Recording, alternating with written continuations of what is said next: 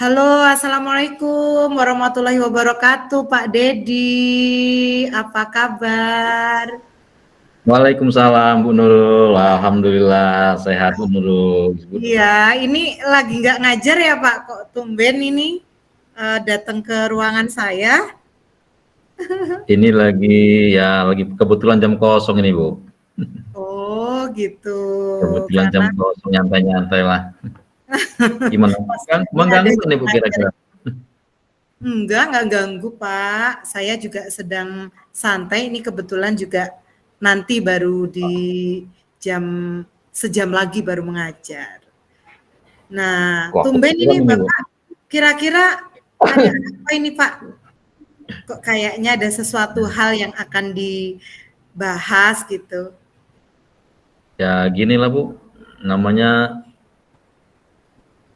guru kalau ketemu sama siswa yang masih setengah-setengah dalam pembelajaran sampai strategi apapun dicoba ya masih aja begitu ya namanya anak-anak, bikin stres juga lama-lama. Oh gitu, lagi galau ini ya Pak ya, lagi ada Ya gitulah Bu. permasalahan pembelajaran ya Pak ya. Iya. Apa itu Pak? Dan kira-kira tujuannya Ya, Bapak mau cerita ke saya terkait apa gitu? ya terkait pembelajaran lah Bu ya.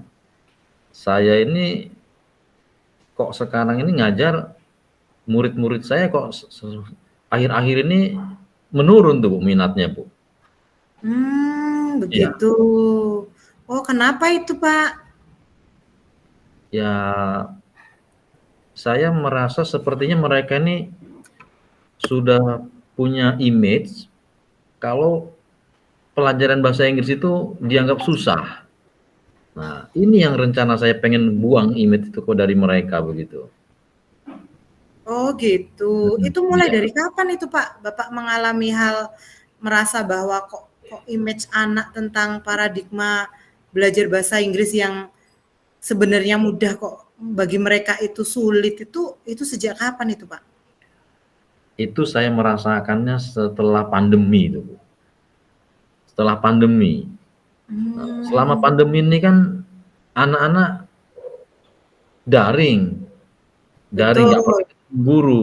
Jadi kadang-kadang saya merasa dibohongi, diajak Gmeet hanya kameranya aja yang on, tapi entah anak-anak kemana kemana.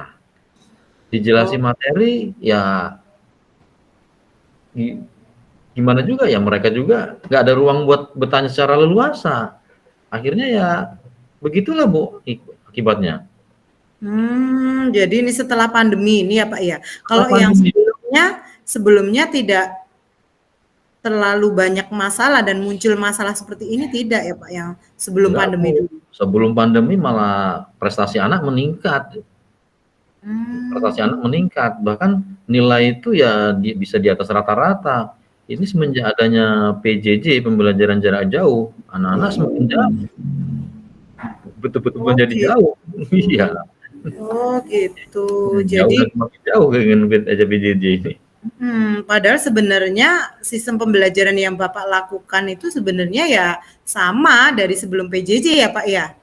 Sama Hanya Bu, di hanya heeh, dibuat model daring, dibuat ringkas, karena pembelajarannya juga terbatas waktu dan ruang ya mungkin itu juga kendalanya Bu ya. iya betul. Nah terus kalau terjadi seperti itu yang sudah Bapak mulai berupaya dilakukan, upaya apa Pak? Gimana caranya Bapak kira-kira mengupayakan yang sudah Bapak lakukan? Yang sudah saya lakukan itu, setelah saya analisa kenapa seperti ini, saya ngobrol dengan teman sejawat, ya akhirnya muncullah ide mendirikan suatu grup English Club gitu Bu.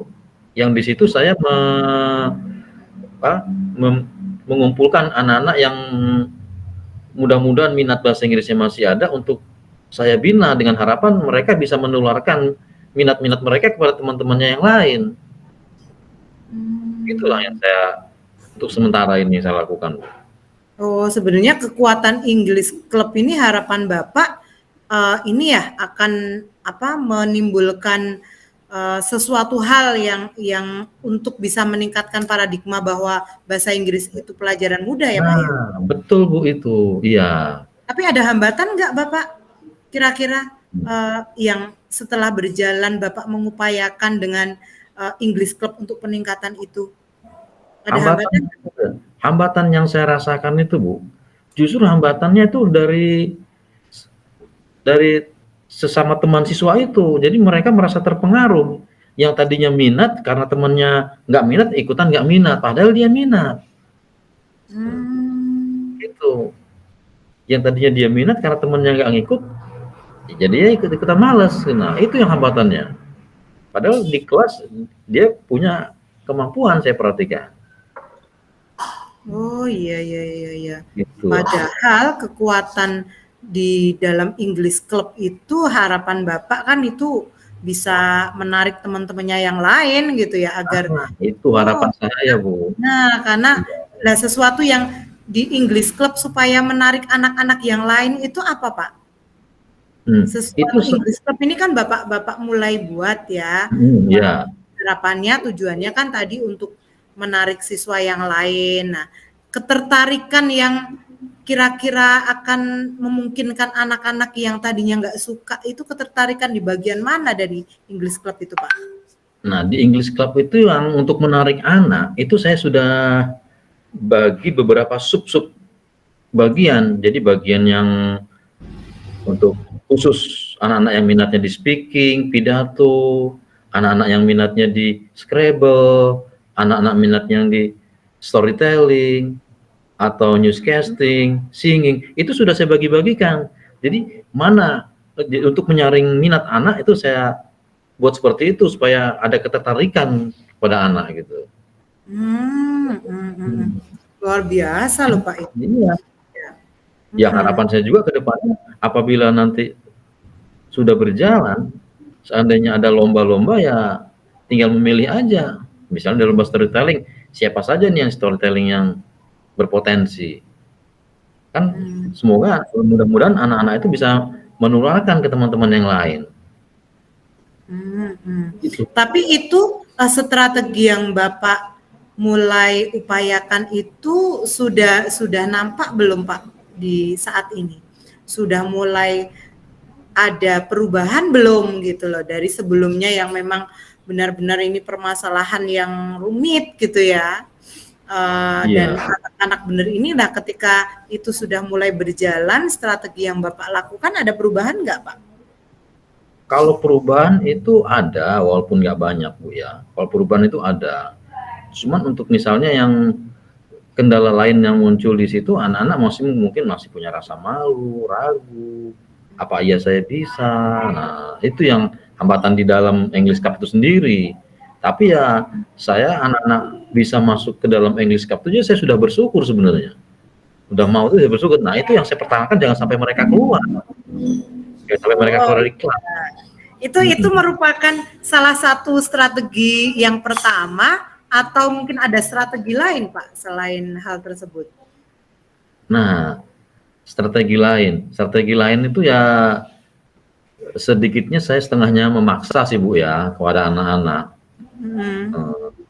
Tengah memaksa sebenarnya saya. Anak-anak saya minta untuk wajiblah punya kamus gitu untuk dalam pembelajaran, karena pembelajaran bahasa Inggris tanpa kamus di kelas itu sepertinya nggak mungkin. Apalagi di dalam kondisi anak semacam ini.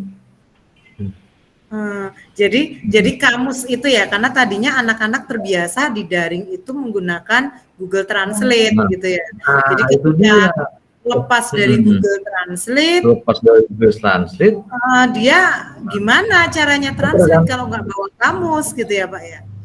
Iya, ketergantungan lah mereka dengan handphone. Semasa di pandemi belajar daring, anak-anak pakai handphone, mengartikan cepat. Nah, akhir-akhir ini sekolah sudah dilarang total menggunakan handphone. Oh, jadi itu peluang juga ya Pak, strategi 2 dilaksanakan karena memang sekolah aturannya nggak boleh membawa handphone gitu ya. Jadi Iya, mau nggak mau berdasarkan strategi 2 itulah. itu Mhm, iya jalan. berdasarkan Tapi ada berdasarkan gangguan nggak Pak di strategi kedua itu? Kan ini nih anak-anak diminta untuk wajib membawa kamus. Kalau dia nggak mhm, bawa, yang mengerjakan bahasa Inggris juga sulit karena nggak bawa handphone mhm, juga. Google Translate iya, kan juga nggak bisa gitu ya di strategi iya. kedua ini. Tapi tetap ada hambatan nggak Pak di strategi kedua yang berjalan ini? Kalau di strategi yang kedua ini, hambatan yang saya rasakan, nah ini dia Bu, muncul siswa-siswa tertentu yang mereka mengaku kalau, "Pak, saya nggak punya uang untuk beli kamus. Oh, Saya karena uang jajan saya mahal. cari." Nah, itu yang saya merasa berdosa, Bu. Heeh.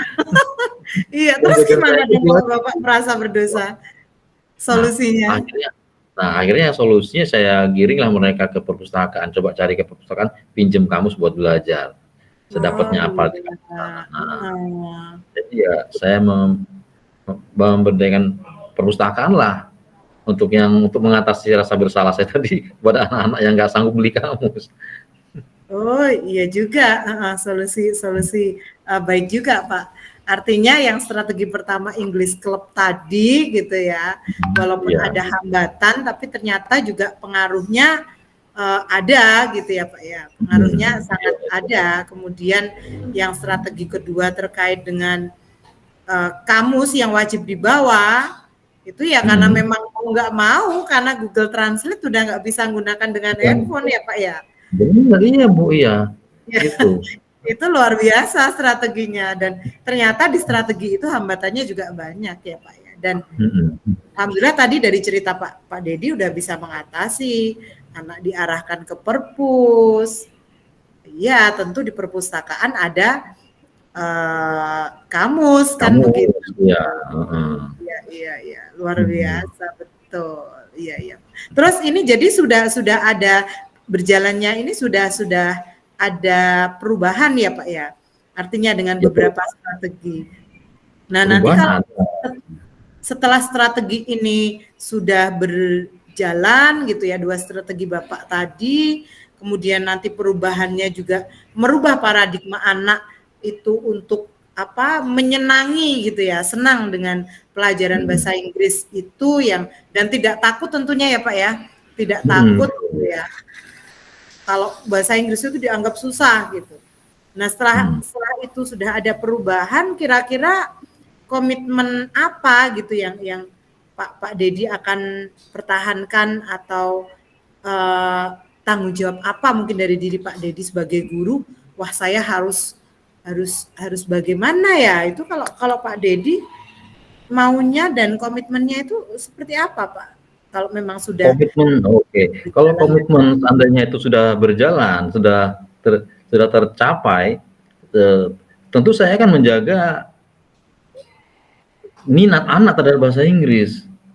Karena itu yang susah, kalau anak sudah nggak minat, nah itu yang susah untuk dikembalikan lagi. Saya harus menjaga kedekatan dengan anak, hubungan emosional dengan anak, supaya tetap dekat, supaya tetap anak-anak tetap menyukai pelajarannya juga, tetap menyukai bahasa Inggris gitu. Karena banyak beberapa anak yang nggak minat dengan pelajaran, gara-gara nggak suka dengan gurunya. Nah, itu saya tetap harus menjaga kedekatan dengan anak untuk apa ya, menguatkan minat mereka terhadap pelajaran bahasa Inggris. Itulah oh, komitmennya, Bu, ya. Hmm. iya, iya, iya, iya. Luar biasa, luar biasa. Kalau menurut saya memang apa yang permasalahan diceritakan Pak Dedi tadi, memang itu mungkin nggak hanya Pak Dedi saja yang mengalaminya gitu ya Pak ya, karena hal pandemi itu. Tapi ternyata dari cerita Pak Dedi, permasalahan-permasalahan tersebut juga dibaliknya ada kekuatan-kekuatan Pak Dedi gitu ya. Dan strategi Pak Dedi yang luar biasa, kemudian komitmen yang akhirnya bisa dilanjutkan ketika hal itu tercapai ya, semoga lebih lancar lagi Pak gitu, lebih lancar Iya, lagi iya. dan memang anak-anak jadi senang pokoknya dengan pelajaran bahasa Inggris yang pada Hmm. ditakutin dan paradigma mereka bahwa bahasa Inggris itu susah gitu, sulit gitu ya Pak ya. Nah, Ya, iya, Bu, benar benar benar benar. luar biasa. Iya. Ya Pak, Oke. semoga semoga ini Pak, semoga nanti lancar di pembelajaran bahasa Inggris, kembali ke luring dan anak-anak bisa semuanya lebih maksimal ya Pak ya belajarnya dan Ya, lebih senang dengan bahasa Inggris. mudah-mudahan lah Bu ya. Iya, oke. Mungkin Pak Dedi? Terima kasih Bu. Terima Iya. kasih nih waktunya Bu. Iya, Maaf sama-sama Pak, sama-sama. Nanti mungkin lain waktu kalau ada sesuatu hal ya dengan sharing begini kan lebih enak ya Pak ya. ya. Ya, baik, monggo kalau Pak Dedi mau melanjutkan untuk mengajar, katanya mau ada jam selanjutnya ini. Oke. Iya Bu, Iya. makasih Bu. Ya, Permisi, udah tak monggo Pak, kasih. saya juga mau kembali ke kelas Pak. Ya, Oke, ya, Bu. ya, ya. Assalamualaikum Pak Dedi. Waalaikumsalam warahmatullahi wabarakatuh.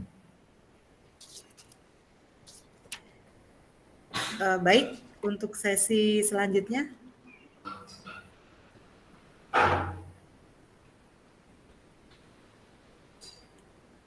Bisa dimulai Bu? Nggih, monggo.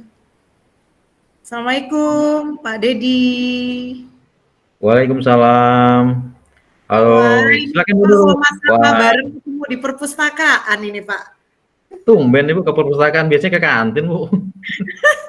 Iya, ini tadi kebetulan nyari buku, tapi sudah ketemu ini dan memang tadinya itu mau nyari Pak Dedi gitu. Oh iya. Tapi kok malah ketemu di sini gitu kebetulan. Iya. Pak, ada waktu sebentar nggak Pak kira-kira atau Bapak Oh, mungkin ada kegiatan lain? Gimana? Ada yang bisa dibantu Bu? What can I do for you? Iya, makasih. Jadi pengen cerita Pak saya Pak. Wah, Jadi cerita apa nih Bu? Tumben cerita. gimana ya? Memang sih Pak, ini merupakan efek dari proses pembelajaran yang tentunya hal yang baru Pak, terkait dengan regulasi Pak Dedi. Regulasi Jadi Bu ya? jadi ceritanya kan saya ini kan ya memang di sekolah kita kan saya guru informatika ya Pak ya, dan kita kan sudah melaksanakan kurikulum merdeka. Nah, di kurikulum merdeka ini kalau untuk pelajarannya Pak Dedi mungkin tidak jauh beda gitu dengan pelajaran yang sebelumnya ya di kurikulum 2013. Sementara saya di kurikulum merdeka ini sangat berbeda Pak di elemen materinya. Jadi Yang materi berbeda apa tuh? materi informatika yang saya ampu ini Pak Dedi, ini elemen materinya sangat berbeda dengan elemen materi di kurikulum 2013. 2013. Oh iya. Jadi berbedanya tuh begini Pak, yang Gimana Bu berbedanya? jadi karena saya merasa sebagai guru merasa tanggung jawab dengan capaian pembelajaran, tetapi juga merasa punya tanggung jawab untuk bagaimana bisa mengakomodir murid gitu, kebutuhan murid gitu kan. Jadi begini, di pembelajaran informatika ini kan ada materi di kelas 10 fase E itu Pak Dedi, itu materinya adalah berpikir computational thinking Pak Dedi. Oh, nah, gitu. sementara materi berpikir computational thinking itu kan materi yang cukup lumayan agak berat karena di dalamnya itu ada terkait dengan algoritma, pemrograman, dan itu levelnya untuk anak-anak kelas 10 menurut saya itu lumayan berat. Karena apa Pak Dedi berat coba Pak? Jadi karena anak-anak di kelas 10 fase E ini Pak, itu kemampuan IT-nya itu kurang Pak. Oh gitu, ya. Itu anak kelas berapa Bu ya? Kelas 10 Pak, fase E. Oh, yang kelas 10 informatika. Ya. Itu terjadi di semua kelas atau hanya kelas-kelas tertentu Bu? Nah, kalau tahun lalu sebelum Kurdeka, ini kan memang di kelas 10, 11, 12 itu kan sama ya, TIK ya Pak ya. Nah sekarang ini kan informatika, jadi yang melaksanakan baru kelas 10 Pak. Dan kebetulan semua kelas 10 yang ngajar baru saya. Oh gitu. gitu. Jadi kelas 11 dan Mantap kelas kemudian. 12 belum, Pak. Mhm. Iya, dan itu Mhm. terkait dengan begini kendalanya lah, kalau misalnya, pembelajaran yang computational thinking. Computational thinking itu kalau misalnya dia harus diajarkan, levelnya Mhm. sudah lumayan tinggi, tetapi kenyataan yang ada, itu anak-anak belum menguasai yang level dasar, ngetik aja belum bisa, Pak Dedi. Oh gitu. Belum Wah wah mampu, wah. bukan belum bisa, belum mampu, Mhm. Pak Dedi. Mhm mhm mhm. Gitu. Iya iya iya. Kalau Karena boleh di tahu ya Pak? gimana Bu? Gimana Bu? Iya, karena dari jenjang sebelumnya memang belum ada pembelajaran informatika, itu hampir 75% anak, Pak. Oh itu kendalanya Bu ya? Mhm. Ya. Kalau boleh tahu ukuran keberhasilannya seperti apa Bu ya? Yang Ibu Jadi inginkan itu, gini, ukuran ya, keberhasilannya itu jadi Bu? gini Pak, kenapa kok saya bilang anak-anak belum mampu gitu ya untuk level-level ngetik aja belum belum pinter gitu ya. Kemudian Mhm. Office saja belum menguasai yang hal-hal sederhana. Itu karena saya di awal pembelajaran itu melakukan analisis kebutuhan, Pak. Mhm. Melakukan analisis kebutuhan dalam bentuk angket. Contohnya misalnya di situ ada angket muatan materi ini, kemudian anak-anak mengisi checklist belum belum memahami, sudah memahami, sangat memahami kan Oh gitu. gitu, Nah, iya iya pokoknya iya. hal-hal seperti itu, angket itu memang di awal pembelajaran saya sebar. Begitu saya sebar, kemudian anak juga masuk mulai praktek pertama, saya kan kaget. Ternyata hasil dari analisis kebutuhan itu, Pak, anak-anak itu hampir 75% itu tidak mendapatkan pelajaran informatika di jenjang sebelumnya. Di Iya iya SD, iya. SMP itu nggak dapat, Pak. Jadi ketika mulai praktek, mereka mengetik aja masih belum Mhm. mahir. Iya Kemudian iya. iya, kemudian apalagi menggunakan aplikasi lain misalnya PowerPoint, Mhm. misalnya Microsoft Excel, Office itu belum mahir gitu Pak Dedi. Mhm. Mhm. Itu dengan Selain analisis mhm. kebutuhan. Selain angket tadi, apalagi Bu yang kira-kira sudah Ibu lakukan Bu? Jadi kalau untuk saat ini Pak, yang sudah berjalan itu hasil dari analisis kebutuhan itu kan saya petakan Pak. Anak-anak Mhm. yang memang terlihat betul dia kemampuan di office-nya saja mereka belum mampu, gitu kan terus saya berpikir, nah kalau anak-anak ini ngetik aja belum mahir, kemudian Mhm. kemampuan untuk membuat presentasi juga belum mahir, kemudian di pengolahan angka saja belum mahir, kok saya berikan materi yang levelnya Mhm. computational thinking, ada algoritmanya, ada pemrogramannya, itu kan saya kok merasa, lah gimana ya untuk level ini aja anak-anak belum mampu. Jadi saya ya akhirnya melakukan hal yang mungkin berbeda, Pak. Jadi yang harusnya saya masukkan materi computational thinking, akhirnya saya memberikan materi Office, Pak. Saya sisipkan. Betul Jadi betul. iya, jadi computational thinking saya ajarkan sekilas, kemudian Office-nya saya masukkan di awal. Saya ajak Oh. praktek Word, Excel, Mhm. PowerPoint, begitu, Pak. Mhm. Iya iya iya iya. Terus kira-kira selain itu tadi, hambatan lain apa Bu yang kira-kira Ibu rasakan Bu? Kalau hambatan lain itu ya terkait dengan tadi hal pertama itu kan karena memang kemampuan anaknya kurang ya Pak ya. Jadi Mhm. saya hambatannya adalah ketika anak saya ajak praktek itu tentunya di diri saya ini materinya computational thinking tapi kok saya mengajarnya Office gitu. Oh iya Tapi iya. ya, tapi hambatan yang lain adalah ketika guru mata pelajaran lain itu Pak, itu kan mereka ada tugas-tugas presentasi, ada Mhm. tugas-tugas tentang membuat surat misalnya.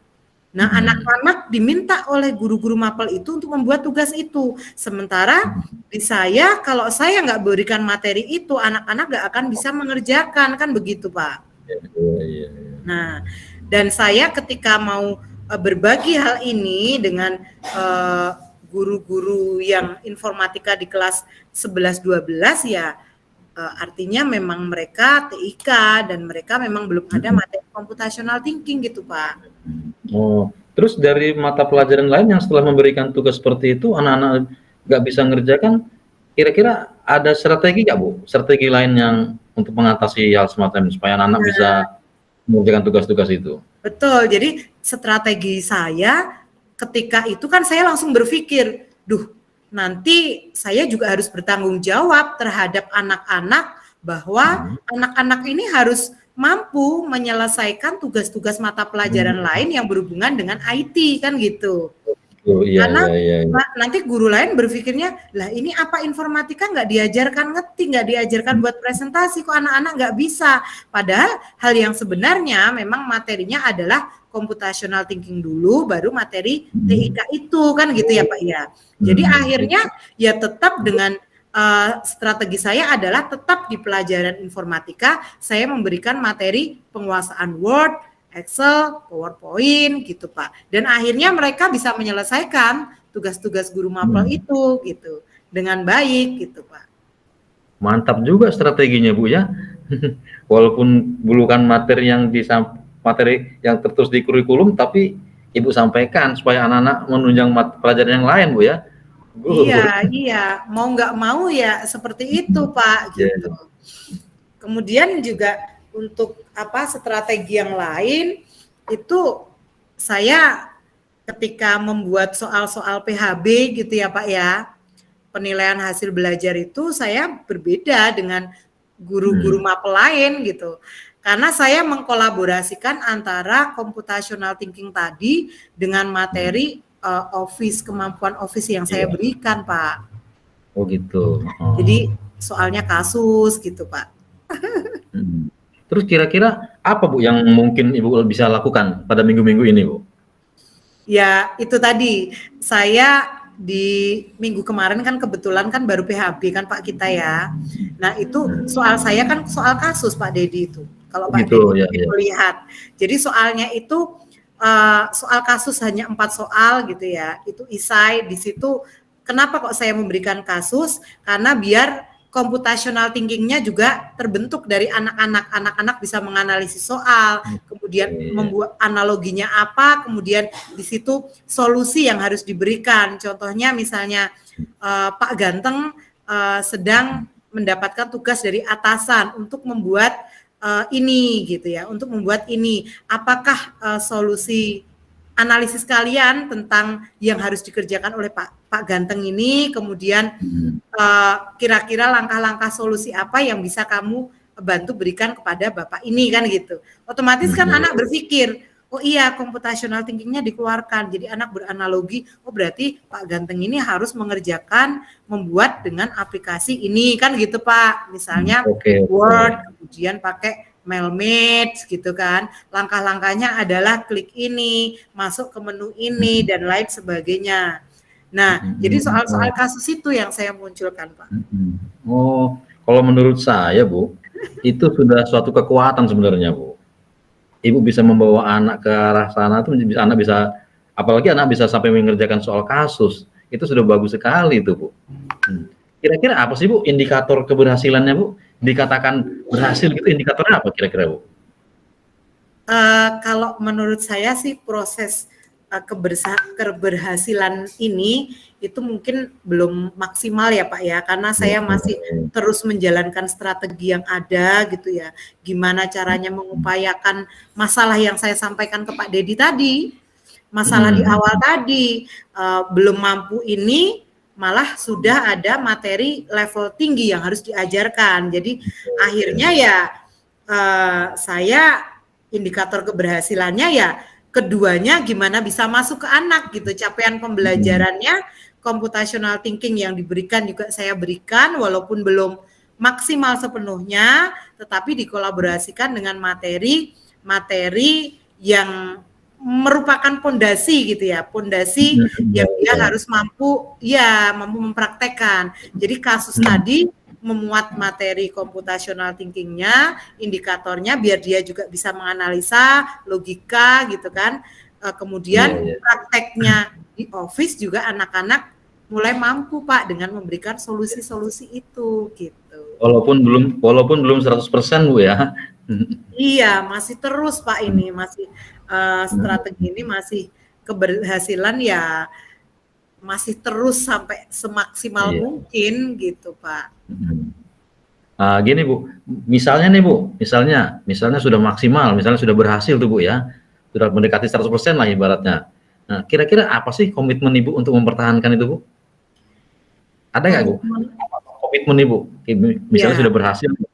Ya sudah, kalau komitmen saya tentunya ketika anak-anak itu sudah mampu di Microsoft Office yang saya berikan gitu ya Pak ya, padahal yang sebelumnya adalah harusnya computational thinking dulu gitu kan, baru ke Office, tapi karena ini darurat dan Office itu sangat dibutuhkan terlebih dahulu, itu akhirnya ya komitmen saya adalah ketika strategi yang saya lakukan ini sudah berhasil dan anak sudah menguasai Office-nya, nah itu saya akan mulai masuk ke computational thinking secara mendalam gitu Pak. Jadi jadi komitmennya ya tetap menjalankan elemen materi yang ada di kurikulum Merdeka, tetapi tidak meninggalkan kemampuan praktek Office yang menjadi pondasi dan kebutuhan untuk mapel lain gitu Pak. Oh gitu,